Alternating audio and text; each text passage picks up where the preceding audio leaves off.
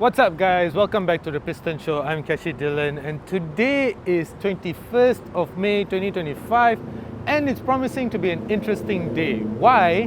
Because I'm going to be driving the Denza D9 all the way to Desaru in Johor. It's going to be interesting because according to Google Maps, Desaru is a full 400 kilometers away from where I'm standing right now. I'm standing at the Denza showroom in Old Klang Road. So a full 400 kilometers away. And the D9, this is the advanced version which costs 309,000 ringgit, has a WLTP range of 480 kilometers. This is going to be quite fun to see whether we can go all the way to Desaru without actually needing a recharge. Well, I'm excited because I can think of a few other cars to do this drive in, and the Denza D9 is among this list because it's promising to be a very comfortable car. Now, if you're watching this video thinking about the Denza D9, or whether you're considering the Zeekr 009 or the Denza D9 or an Alphard or anything of that sort, stick around and I'll show you everything there is to know about the Denza D9, particularly how it feels over long distances. So hang around, I'll be right back.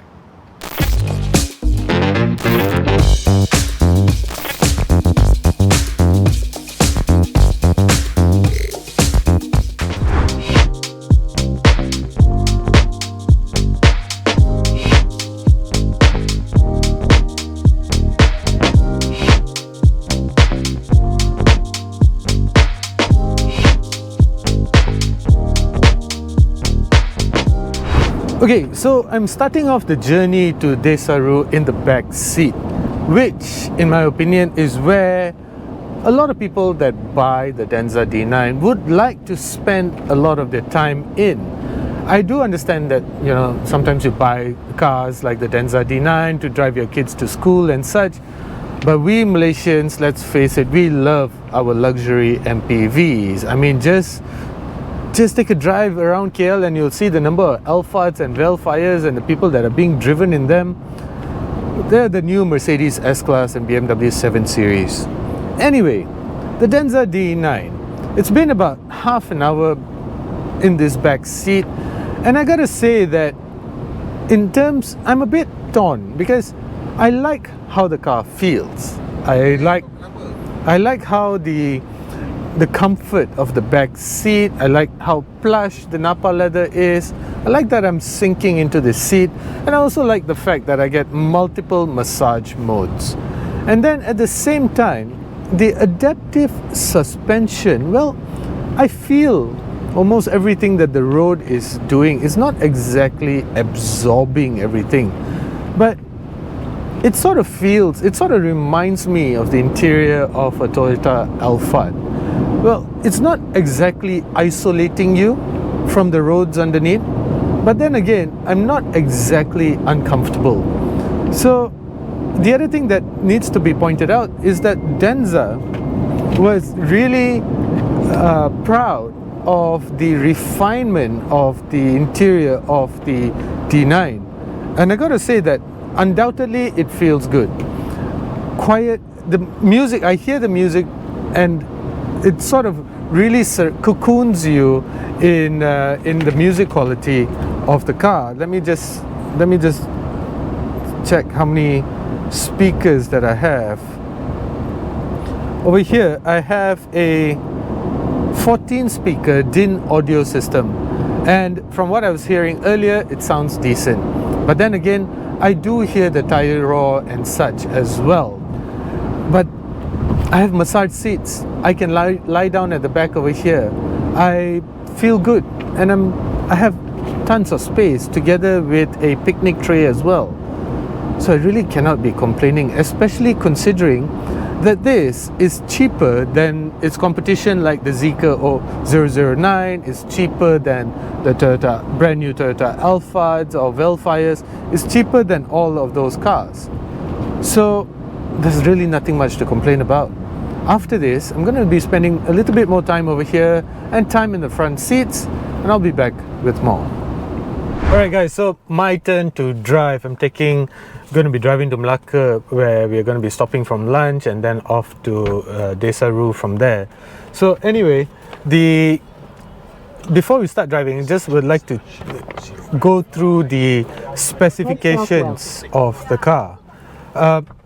Charging the battery of the Denza D9 is of course a BYD Blade LFP battery, which measures in at 103.36 kilowatt hour. You can charge it using an 11 kilowatt AC charger or a 166 kilowatt DC charger. So this is the all-wheel drive version, which means that it has dual motors. But on the topic of charging the car with a 166 kilowatt DC charger, you will be able to charge from 30 to 80% in about 30 minutes. But just 10 minutes on a DC charger will be able to give you about 150 kilometers of range. That's the charging bit. Now, in terms of the output of the electric motors, as I've said, you get dual motors. So the front motor gives you 230 kilowatts, where else with 316 newton meters of torque, where else the rear motor gives you 45 kilowatts only with 110 newton meters of torque. And combined, the total system output would be able to give you, let me see over here, 374 PS and 470 newton meters of torque, which, if you compare to the likes of the Zeekr 009, is not all that much. But then again, this is a luxury MPV. It's luxury MPV, so you don't really buy this car for all-out performance. Anyway, the Zeekr is also a lot more expensive. On the topic of the all-wheel drive D9, it weighs in at an almost unbelievable 2,865 kilograms curb weight, which means that 0 to 100 will take you 6.9 seconds. It has a range of 480 kilometers, as I've already mentioned, where else the two-wheel drive version has a range of 520 kilometers. So anyway, how does it feel on the road to drive? I'm about to find out as I'm about to hit the highway. I'll be right back. So behind the wheel of the Denza D9, and I am loving it much more than I was in the back seats earlier.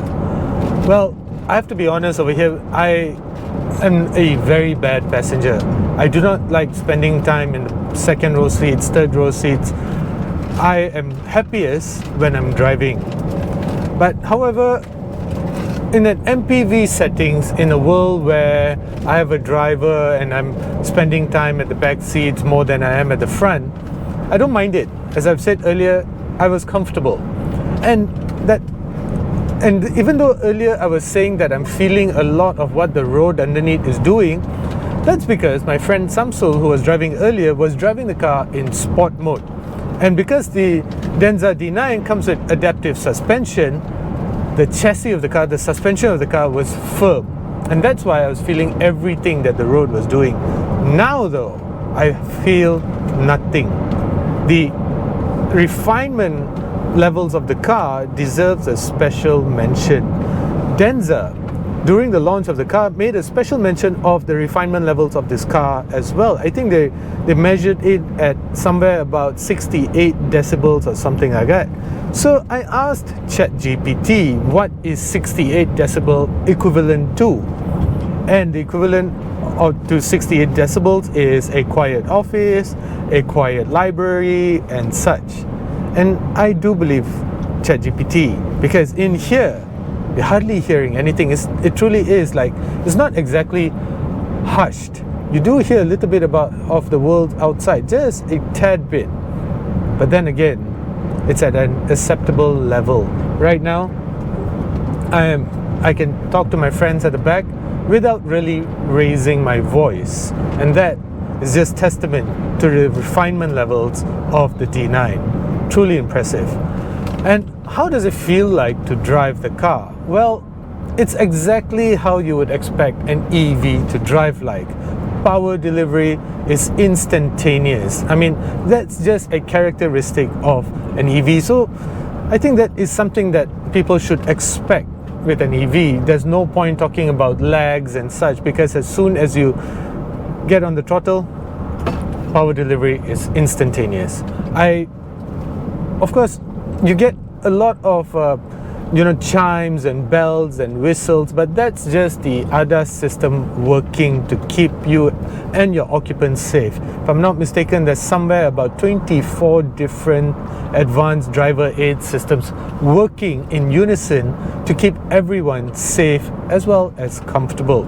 So yes, every time you change the lane without signaling, it's going to tell you off, the steering wheel vibrates, and all of that stuff happens.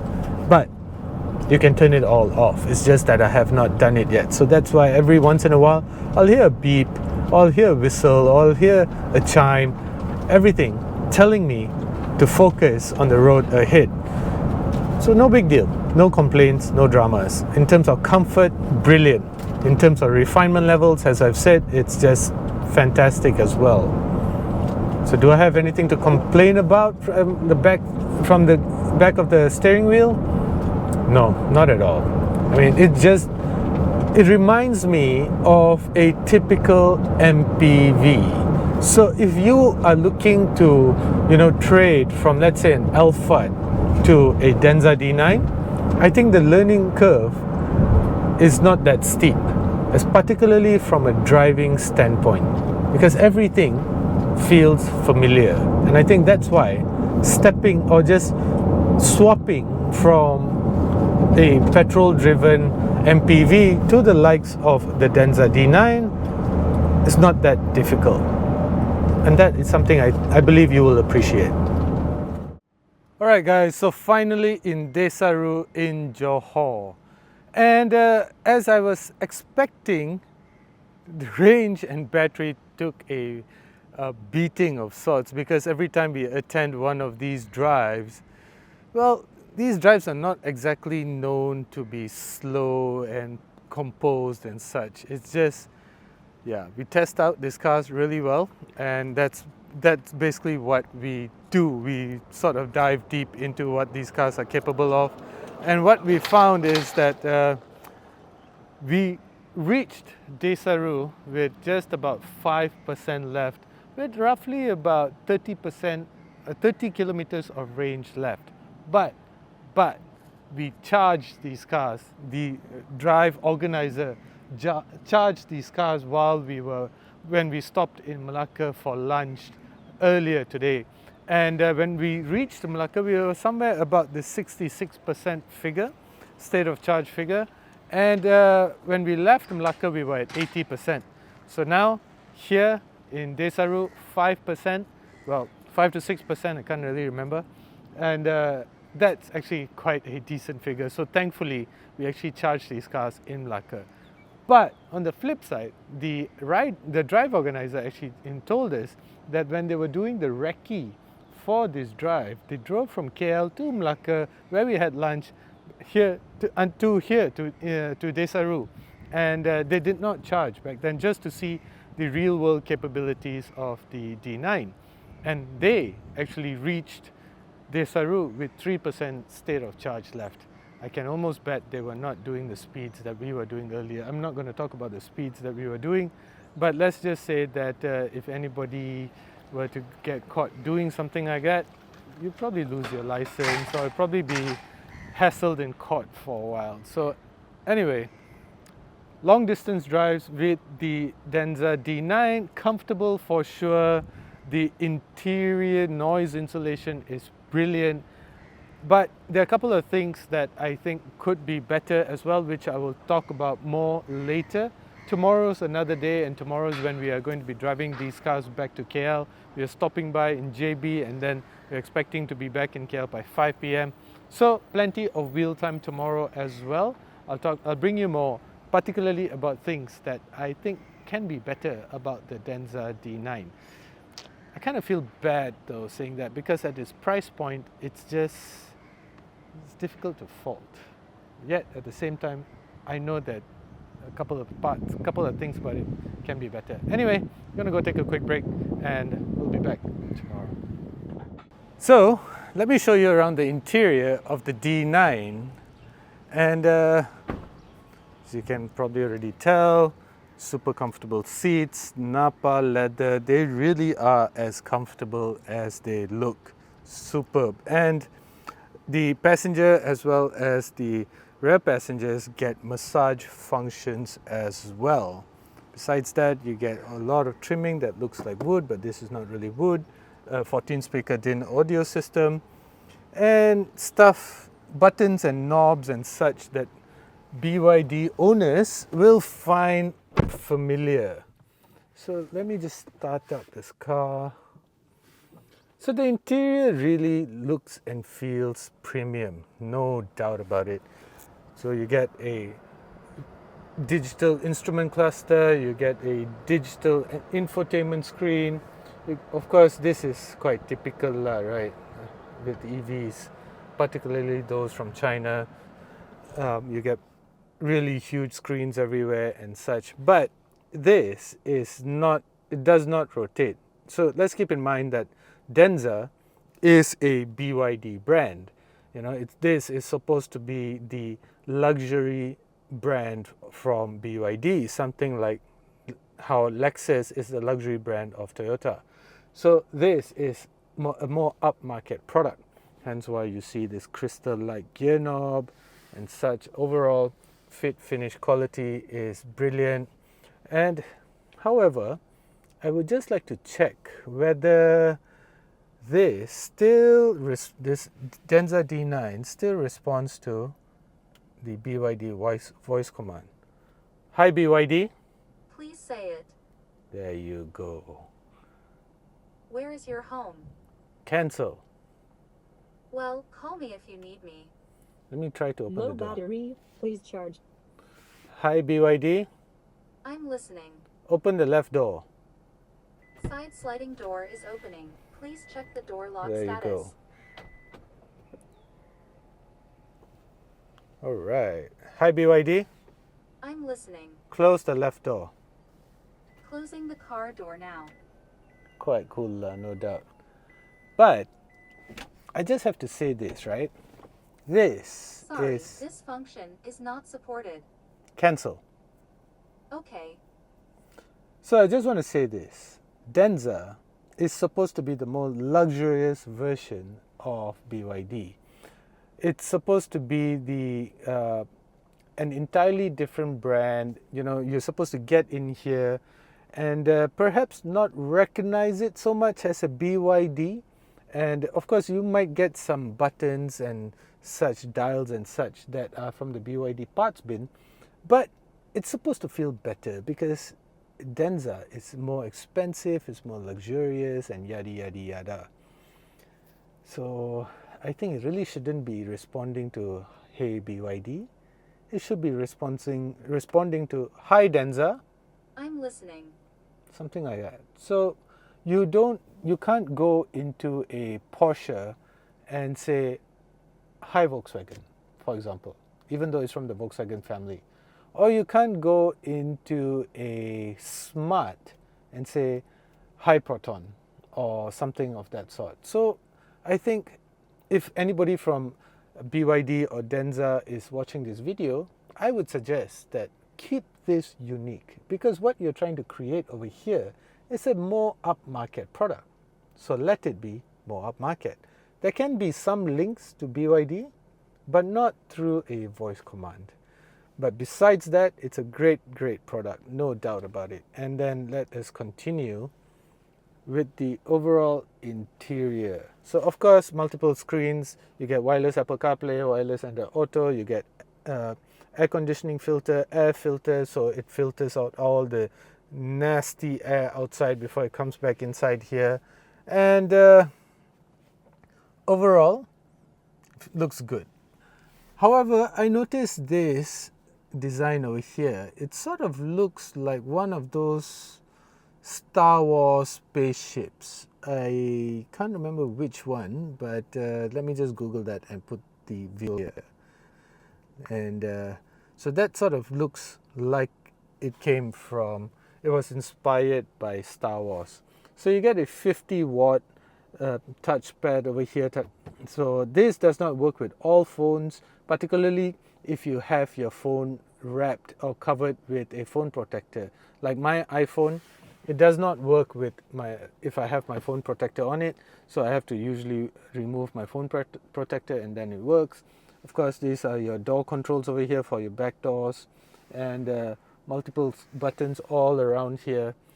As I've said, everything looks and feels good. Now, the back seats.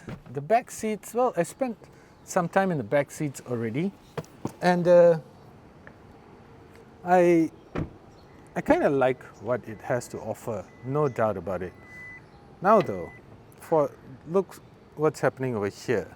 This is a situation because this seat is too far forward, and now and because of my height, I'm going to be hard done to sit down in here. I just do this lah, kau tim. Now the seat goes behind, makes it easy to get in and out. And interestingly, let me just see whether I can do that with one touch. No, not so much. Interestingly, all 4 seats, like these 2 captain chairs and the 2 seats at the back, all of them come with ISOFIX mounts. So in the event that you have 4 kids and you need all of them to sit in a baby chair, this is a good thing. All 4 of them come with ISOFIX mounts. And then you get a USB Type-C port over here and a 50-watt phone charger over here. Brilliant. Now let me take a seat. I'm comfortable, but because now I'm comfortable and I want to close the door, there's no button. Is there a button? There's no button, so I have to do this, which I think is another thing that if anybody from BYD is listening, then maybe a button over here, the door or somewhere over here will be more helpful, you know. So that is quite important for me at least. And then you get these screens over here. These screens give you multiple menus. So this is for your seat. This is how you adjust your seat. And this is your boss key.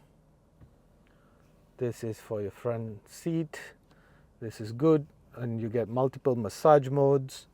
This lets you adjust your seat. This is for your rear seat until you press this. Then this works for your front passenger seat. Ventilation, of course. And then you can adjust the music as well. But apparently you can only adjust the tracks. You can only select the tracks. So if you want to select the next track or the previous track, you can do it from here, but you cannot adjust the volume. Why? Why can't I adjust the volume? I'm the guy that paid for this car. So I want to adjust the volume, means up to me lah. Then besides that, air conditioning as well. This is good. And then lighting. See, all on, all off. So this is good. Ambient lights. So I can choose all my ambient lights from this screen over here. I can adjust my fridge, which I'll show you shortly. Sunroof. I can open and close sunroof. But the thing is, if I open it from here, and this co-passenger of mine, let's say I have a 9 and 5-year-old kid, both of them can argue whether they want the sunroof open or close. So BYD, if you guys are watching this, BYD and Denza, perhaps look at what Toyota has done. Toyota has split this roof into 2.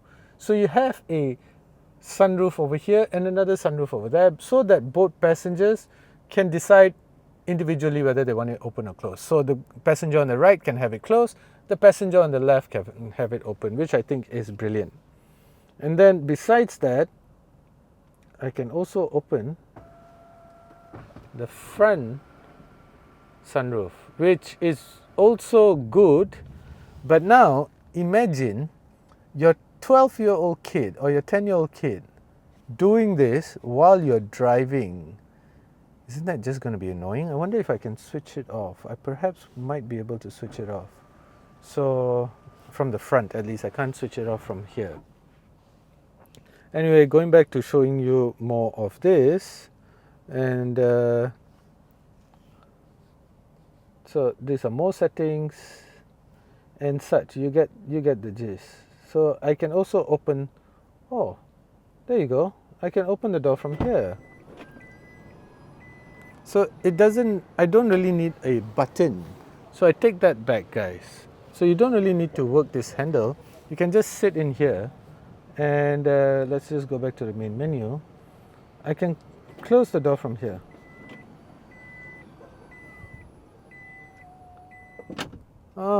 This is why I should explore the car more often. So this is pretty good as well, except that you need to explore this car properly lah. So this is fantastic. And now let me show you the fridge. This is how the fridge works. And it's quite deep as well. So I got all my aqua panna in here, you know, because I'm feeling rich today. So I can have this up to, you can have the temperature up to -6 or up to +6. So that's pretty decent, and I can have it heated as well. And heating, I can take it all the way up to 50 degrees. Okay, but I don't like that hot water, so let's turn this off and let's have the fridge. So this is quite nice. Okay, then besides that, you get a picnic table and such. So I like the massage function of the captain seats over the back here. Comfort, it's definitely surely very comfortable. I can spend quite a lot of time at the back over here. The only thing is the suspension of this car is a little bit on the firmer side. I did eventually find comfortable in the comfort mode, but I did also find that it's more comfortable at the front seats rather than the back seats. Let's spend a bit more time exploring this car. Day 2, guys. So I've already had my time behind the wheel, driving from Desaru to Johor Bahru. We are currently in JPO, Johor Premium Outlets, to recharge the cars before making the final dash back to KL. This is where I plan to spend some time catching up with my sleep in the back seat.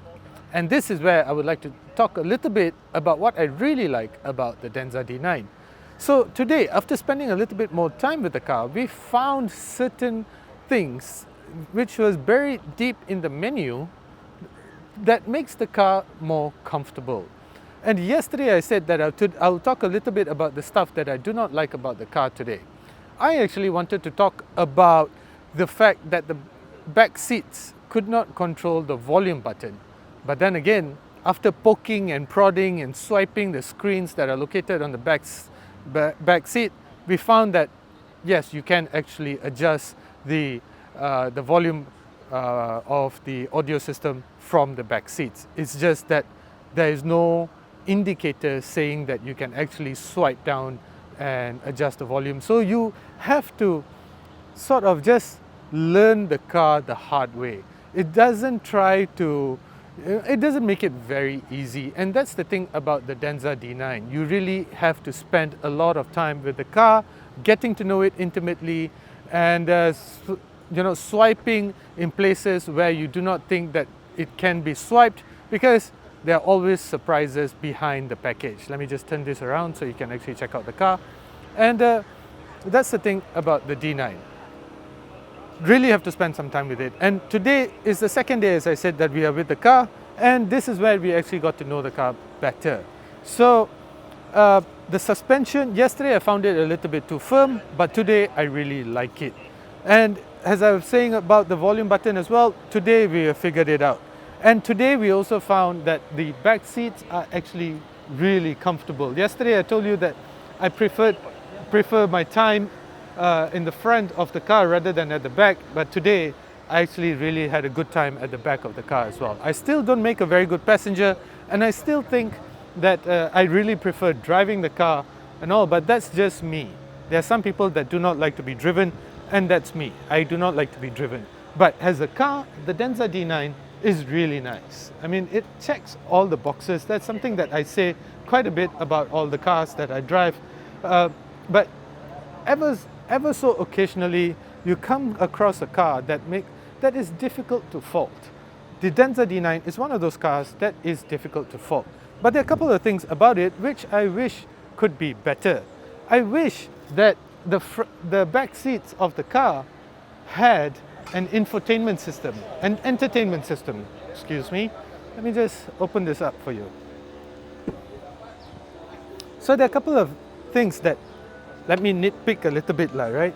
So there are a couple of things about the car which I wish that was there, such as there's no entertainment system over here. I wish there was an entertainment system, but I really like the fridge, and I really like the fact that it can go down to, -6 and all. So if you've ever had kids and such, or elderly parents, you will notice that, you would know that having this adjustability makes a lot of difference. And besides that, this picnic table, well, I found out that after having spent some time, this dents that you see over here, let me just put my phone over here. Well, this dent, it's not deep enough. I wish it was probably just about an inch deeper, because during acceleration, your phone and other things that you put over here, they still will tend to slide off. I know this is not a big deal, it's nitpicking, but let's just remember that Denza is supposed to be the luxury brand of BYD, and when it comes to luxury, details matter. It's all about small details. But then again, having said that, the Denza D9 is Denza's or /BYD's first attempt at creating a luxury MPV. So this is a very good first effort, and has a first effort that's brilliant. Now to open the doors, I have to do this. I can either use this latch over here, or I swipe up, and this thing, I slide. Now this takes me to my next point about the Denza D9, because you notice that the USB port is located on the right of this seat over here, and for this seat is located on the left. But this is a small problem. Again, I'm nitpicking. There's this USB port over here. There's also this wireless charge pad. But the thing about wireless charge pads is they do not work with all phones, and sometimes you need to remove your phone cover for it to work better. Now, the thing about having the USB port over here is that with the cable, you don't really have space at the side of the door to keep your phone while it charges, right? Or it's just a bit too inconvenient to place your phone out of sight. So this being on this side would have been better, because then you can just keep your phone on the tray over there. But then guys, this is just me nitpicking, having driven the D9 for the first time. This is a first impression. So as a car, it's brilliant, it's comfortable, the suspension is fantastic, nicely sorted.